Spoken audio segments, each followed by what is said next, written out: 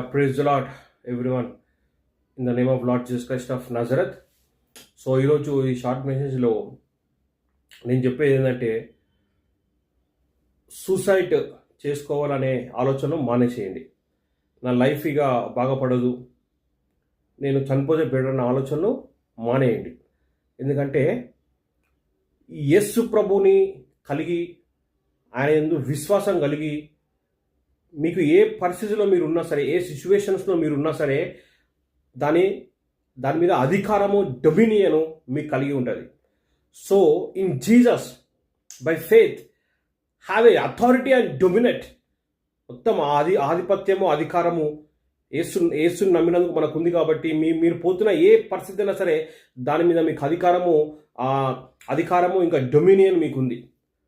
కాబట్టి దాన్ని మీరు రూల్ చేయండి, దాన్ని మీరు లోపరుచుకోండి. అంతేగాని దానికి భయపడి చనిపోవాలన్న ఆలోచనలు మీరు తీసుకురావద్దు. ఇప్పుడు యేసు ప్రభు లేడంటే అది డిఫరెంట్ సినారో. కానీ యేసు ప్రభు జీవించే దేవుడు కాబట్టి ఆయన ఎందుకు విశ్వసించి, యేసు ప్రభు నమ్మకపోయినా సరే ఆయనని విశ్వసించి, మీ పోతున్న పరిస్థితి విషయంలో చనిపోతున్న ఆలోచన పక్కన పెట్టి అధికారము, డొమినియన్ కలిగి ఆ పరిస్థితిని మీరు అధిగమించాలి. మీరు ఆ పరిస్థితిని జయించాలి.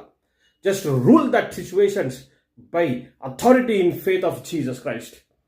యేసు యందు విశ్వాసంతో అధికారం కలిగి ఆ పరిస్థితిని జయించేసేయాలి.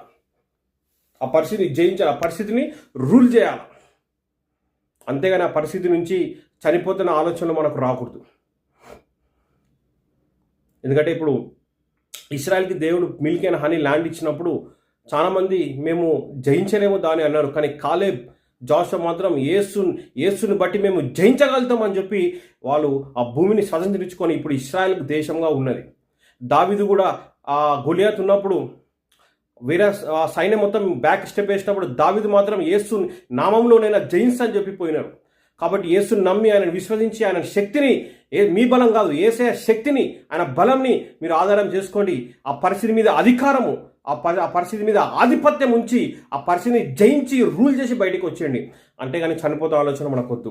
Just rule by authority and dominion in the faith of Lord Jesus Christ and his power.